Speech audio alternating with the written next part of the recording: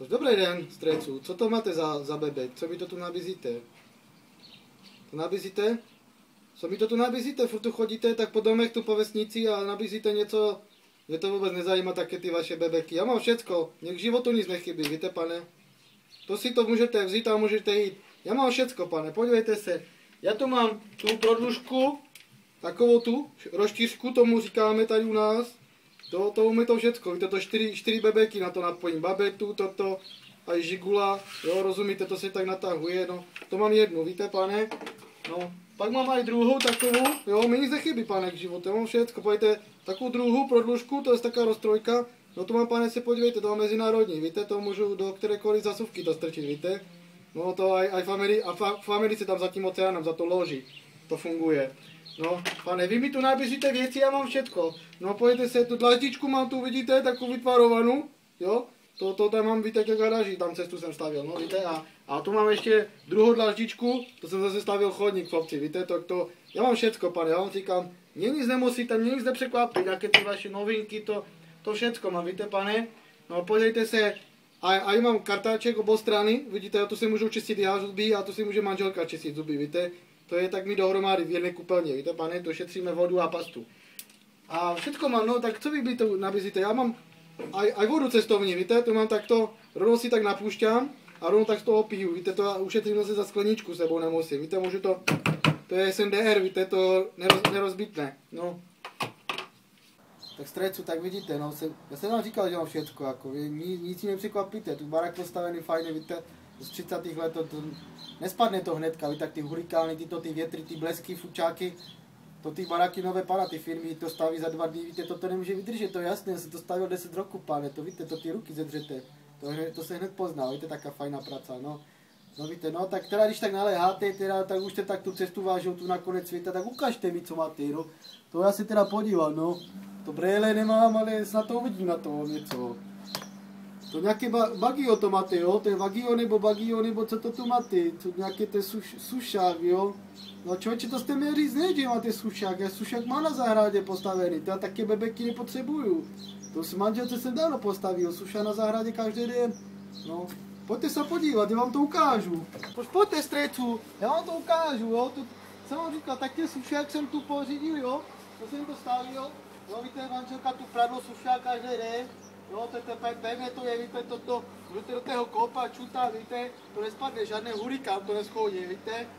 Pevně to je, dobré to je, že, strejcu, no, tak, co by jsem tak potřeboval od vás, co mi nabídnete, jo, nic lepšího není, víte. To strejcu, tak jsem vám chtěl poděkovat, jsem vás tu pozval na kávu, víte, za chvilku si dáme to Roba zrobí, víte, a to, tak já jsem vám chtěl poděkovat, bo jsem si to pak večer proštudoval, víte, okuláry jsem zebral, no, a tu vaši fajnou příručku a to mi to takhle pobavilo, víte, jak tu lidi píšou a také ty názory, to dobré. No večer jsem to dal manželce na ten její noční stolek, víte, k televizi, to ona neměla co robit, no si to proštudovala a no povím, šéfe, takovou jebu jsem dostal do pálí večer, že jsem to měl hned zabrat, no. Říkala, že ten sušák, co jsem mi zrobil, že dobrý, no ale venku, víte, fajn, je to takový velký, ona chtěla takovou fajnou věc znovu, no. No tak jsem to objednal, už mi to přišlo. Tak se šéfe pojďte podívat, sice to je na plastové okna, víte, a plastové okna tu ještě nemáme u nás na konci světa, a to nevadí, šéfe. Já jsem to vyřešil, víte, jsem to vyřešil a nainstaloval jsem mi to. Však pojďte se podívat, já vám to ukážu. A jak jsem vám říkal, jo, taky fajnou věc, já jsem vás chtěl vyhodit, šéfe, ale to je taková fajná věc. Pak jsem zjistil, že to úplně teďka s ním jsem každý den, jo. Já tu k němu chodím, dívám se tu na něho, jo, to je taky můj nový parťák, víte, nový člen naší rodiny. Manželka, ta je z něho úplně hotová. Ta pradlo Roba na tom suší každý den, jo, pane. To je také fajn, jak pradlo nesuší, tak já tak přijdu, víte, tu to tak oddělám, lehce, a tu tak sklopím podél, víte, a no fajné, jak to visí na tom sudu podélní. A pradlo a dešťovka, jak pršá, víte, jak jsou ty hurikány, ty větry, tak ta dešťovka v klidu jako do suda a propadá bez problémů. To vám řeknu jako, ho.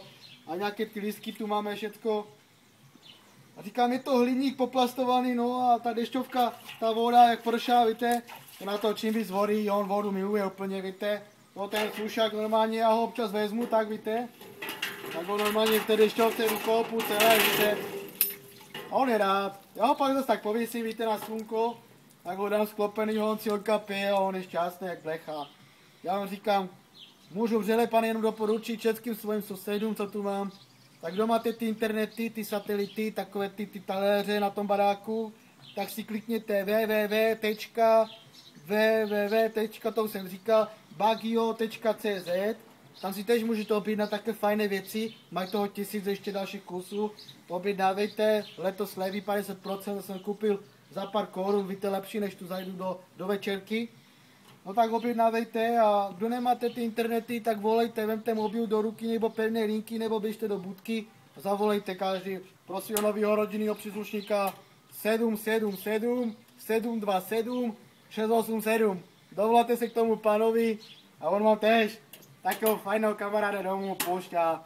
Takže čest lidi z Durs a já jdu k susedům ukázat jim, co máme fajného, ať susedi závidí. Čest.